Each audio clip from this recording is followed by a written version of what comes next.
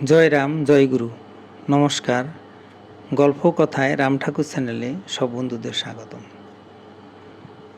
বন্ধুরা, আজ আমি স্বর্গীয় মতিলাল বন্দ্যোপাধ্যায়ের দেওঘরে বাস সম্পর্কে তৃতীয় পর্ব পড়ে আপনাদেরকে শোনাব, যে ঘটনাগুলো ঘটেছিল। এর আগে আমি দুটি পর্ব আপনাদেরকে শুনিয়েছিলাম, এখন তৃতীয় পর্ব শুরু করছি। সদর দরজায় এসে মতিবাবু দেখলেন ভৃত্যটি ধার আগলেই বসে আছে। বুড়াবাবু অর্থাৎ ঠাকুর মহাশয় ফিরেছেন কিনা জিজ্ঞেস করতে সে জানালো, বুড়াবাবু বাইরে যাননি। অবাক হয়ে মতিবাবু জানতে চাইলেন। ভৃত্যটি পুনরায় দৃঢ়স্বরে জানালো, না, বুড়াবাবু বাইরে যাননি। তারা নিশ্চিত হলেন এই ভৃত্যটি ওই ফাঁকে বাড়ি ছেড়ে বাইরে ঘুরে এসেছে। সর্বনাশ, এই বিদেশ ভিবুই, এই গোটা বাড়িটা খালি। ঠাকুর মহাশয় নিশ্চয়ই বাড়ি ফেরেননি এখনও, কারণ তার সঙ্গে তো কখনো এক কপর্দকও থাকে না। আর যত দ্রুতই তিনি হাঁটুক না কেন, টাঙ্গাচ্ছে আগে তো তিনি আসতে পারবেন না। বন্দ্যোপাধ্যায় দম্পতি আকুল হয়ে শঙ্কিত চিত্তে ঘরে এসে ঢুকলেন। দেখলেন ঠাকুর মহাশয় চুপ করে তক্তপোশের উপর এক ঠাই বসে আছেন। ত্রস্ত হস্তে মতিবাবুর সহধর্মিণী ট্রাঙ্কে তালা খুললেন। মতিবাবু দ্রুত হস্তে টাকা গুনলেন। দেখলেন টাকা ঠিকই আছে, এক পয়সাও খোয়া যায়নি। কিন্তু তাতেও ক্ষিপ্ত মস্তিষ্ক স্বাভাবিক হলো না। কিছুটা কর্কশ কণ্ঠে মতিবাবু ঠাকুরকে বললেন যে যাবার আগে তিনি যাবেন কিনা জানতে চাইলে ঠাকুর মহাশয় বলেছিলেন না, তিনি যাবেন না। তাই এই ঘরে ট্রাঙ্ক এনে রেখে গিয়েছিলেন। অথচ তারা কয়েকবারই দেখলেন যে ঠাকুর মহাশয় বৈদ্যনাথের চারপাশে খালি ঘুরছেন। তিনি যে যাবেন এর বিন্দুমাত্র আঁচও যদি আগে পেতেন, তাহলে দরজায় তালা চাবি দিয়ে যেতেন। বিদেশ বিভূমি ভৃত্য অপরিচিত যদি সে টাকা চুরি করে নিয়ে যেত, তাহলে কলকাতায় টেলিগ্রাম করে যে টাকা আনাবেন তারও তো উপায় থাকতো না। কি যে বিপদে পড়তাম।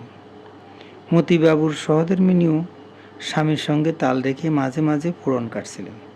উনার কি স্নান নাই, আহার নাই, নিদ্রা নাই, এক কাপড়ে কাটান 1 মাস। পয়সা কড়ির উনার তো প্রয়োজন নাই, তাই পয়সা কড়ির মায়া উনার থাকবে কেন?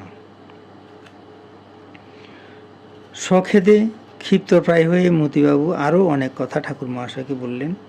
সেটা প্রায় কটু কাটব্যের ধার ঘেঁষে যায়।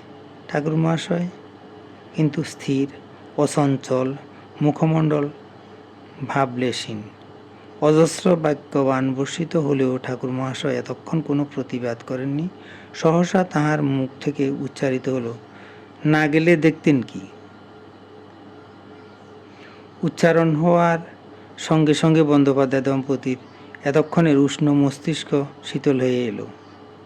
তাহার এই ক্ষণকালের উক্তি ক্ষণলেখার দীপ্তিতে উজ্জ্বল। পলকহীন চোখে তারা সান্নয়ন বিস্ফারিত করে ঠাকুর মহাশয়ের দিকে তাকালেন।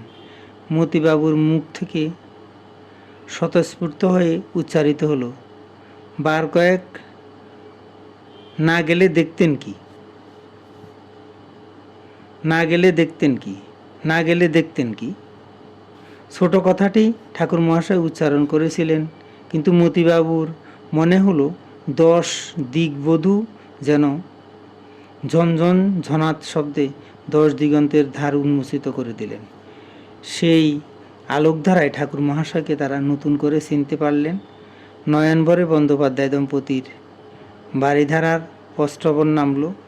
কম্পমান দেহে মতিবাবু ঠাকুরের এক হাঁটুতে লুটিয়ে পড়লেন, আর অন্য হাঁটুতে তার সহধর্মিণী।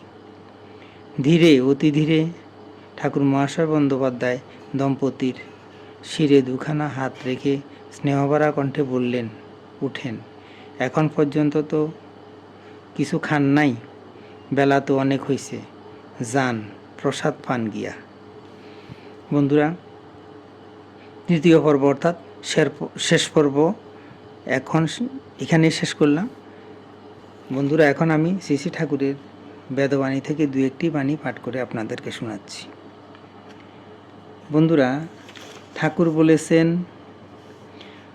ভাগ্যং পলতি সর্বত্র। ভাগ্য যখন অনাবৃত হয় তখন যে অবস্থা তাহাকেই ভগবান বলে। তিনি সত্য, তাহার অধীনেই চৈতন্য। এই অবস্থা লাভেই আনন্দ অর্থাৎ সামর্থ্য, শক্তি। এ প্রকৃতিই ধর্ম এবং অনুষ্ঠান কর্ম অর্থাৎ কাম ক্রোধ শূন্য, ইনিয়ে ত্রিলোকের আবরণ। বাধা সমস্ত দায় হইতে উদ্ধার করিয়া থাকেন। ইনি ছাড়া ত্রিজগতে আর কিছুই নাই। এর আশ্রয়ই সত্যনারায়ণ বলিয়া বিজ্ঞ মুনি ঋষিগণ প্রচার করিয়াছেন। নারায়ণ পর বেদ, নারায়ণ পরাৎপর, নারায়ণ পরা মুক্তি, নারায়ণ পরাগতি। বেদবাণী 1। বন্ধুরা, আজ এ পর্যন্তই। আগামী দিন আবার শ্রী শ্রী ঠাকুর সম্পর্কে গল্প বাণী নিয়ে আপনাদের সাথে থাকব। বন্ধুরা, চ্যানেলটি যদি আপনাদের ভালো লেগে থাকে তাহলে সাবস্ক্রাইব করে চ্যানেলটির পাশে থাকবেন। আর নূতন বন্ধু যদি হয়ে থাকেন তাহলে প্লিজ সাবস্ক্রাইব করতে ভুলবেন না।